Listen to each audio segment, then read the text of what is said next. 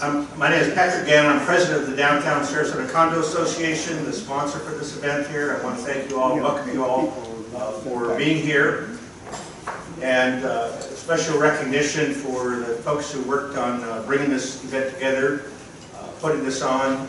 Our DSCA has a number of committees that do work on a variety of topics, and we're very fortunate to have a very active committee focused on homelessness, and this has been led by Mr. Peter Fanning, former president of DSCA and president Emeritus. So it's my pleasure to introduce Peter and let him introduce the panel for the evening. Well, this is an exciting event. People will be coming in. A couple of folks said, boy, couldn't you start it at 6? And I said, no.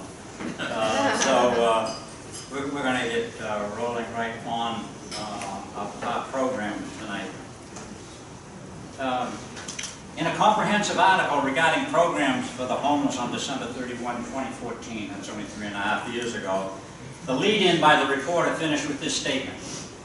Quote, Tony D'Souza finds a trail of broken promises, misguided policies, competing agendas, and leaders who will not lead. The article highlights the discouraging journey from Sarasota's ignominious award as meanest city in the United States through plan after plan to only end up with the same question after every effort, where do we go from here? Chicken Little frantically ran around yelling, the sky is falling, getting the barnyard community all riled up with fear. If only she had looked up and said, gee, the sky looks a little more blue today. What a different world it would be if we took that light. Well, we have a panel that is composed of blue sky people because when they see rain, they are able to feel sunshine. There's not a panicking prone one in the lot, and they are working so you too can see a little more blue in the sky relative to persons in our community without homes. Each of these panel members plays an integral part in the service continuum that is necessary to address the problems of people on the streets with high needs that are new and immediate or long-term and chronic. Generally, in these kinds of forums, I make a statement, some kind of educational statement, philosophical statement. Last time it was why we shouldn't label people, and that's why I continue to use the words people without homes rather than homeless people whenever I can, because I want to know they're people first. Homeless is just a passing characteristic. However, tonight what I'd like to do is I'd like to spend more time introducing you to our panel, because they are the people making it work right now in our city, along with some very active other people. Ed DeMarco, immediate to my right, to your right, too. Ed, I was trying to figure out where the Ed DeMarco is Chief Executive Officer for the Suncoast Partnership to End Homelessness. As part of the coordinated approach to solve the homeless problem that has plagued the city for so many years, Suncoast Partnership, under Ed's leadership, was designated as the lead agency for Sarasota and Manatee counties. Ed is committed to aggressively creating a crisis response system and is already leading the way in establishing a coordinated entry system, which is the first step to making sure people with housing and support needs are directed to the resources for them. Kevin Stiff, next to Ed, Coordinator, Homeless Response Services, City of Sarasota.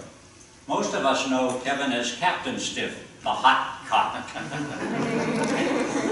The homeless outreach teams were first started under and with the support of Captain Stiff, and when he retired recently, he took this job on.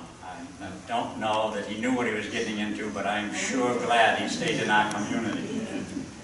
Do you know what a cog is? It transfers motion by engaging with projections on another wheel or bar to keep things moving all the time. Kevin is a cog. He makes the wheel go around for the city's efforts in the homeless population. I'm sure Dr. Susan Pachot knew what was needed when she described the need for a coordinator in the city in her report on April 2017, creating an effective homeless crisis response system. And I'm sure Deputy City Manager Marlon Brown knew exactly the person who could fill the whole bill when he said, all those moving pieces, parts of a crisis response system, need to be managed by one person, and we've got the one person who can do it. Wayne Appleby, Director, Homeless Services, Sarasota County. Do you know what a COG is? Well, Wayne is another one, keeping the county system in gear and moving forward.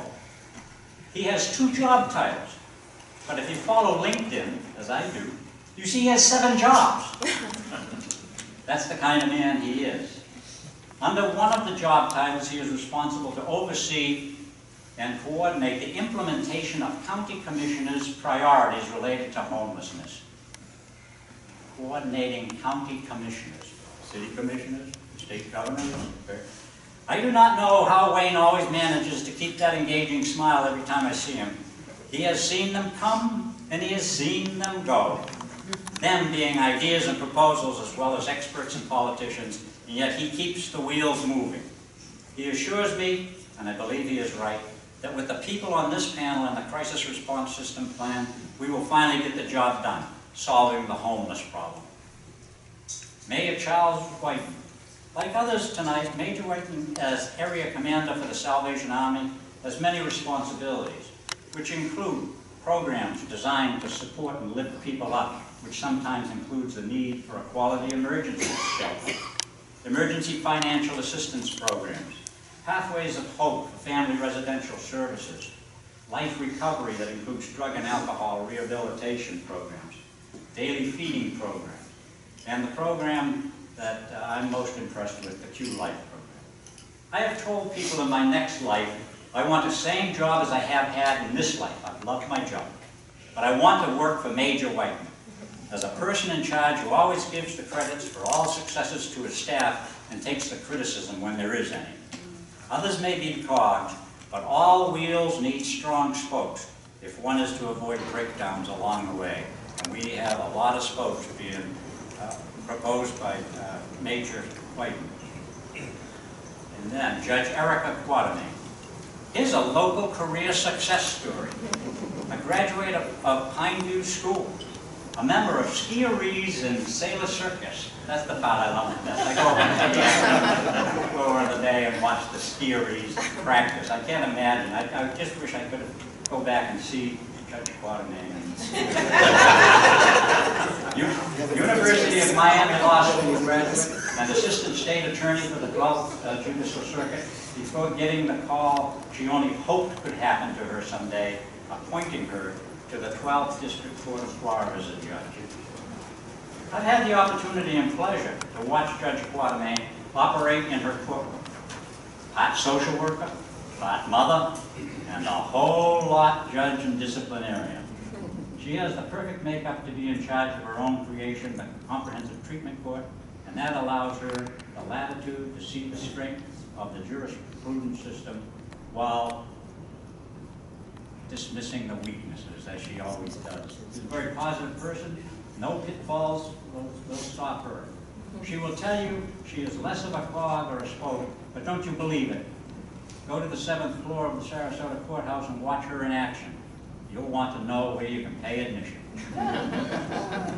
Now that is our panel tonight.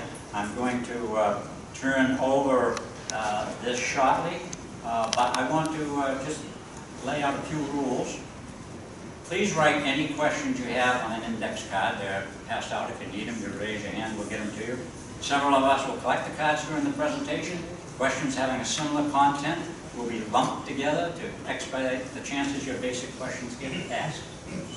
If there is sufficient time, the moderator may choose to accept a limited number of questions from the audience. If you ask a question, please be aware that the question must be asked without any extensive introduction or explanatory context. Time is of the essence. Ask your question.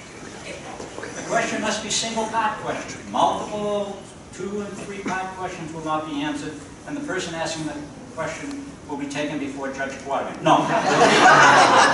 We give an opportunity to win the question down. The questioner will not be allowed to follow up the original question with another question and another question, motivated by the answer given or seeking further clarification. And questions that are so limited that they're personal, save them till after the forum and grab one of us and ask the question then.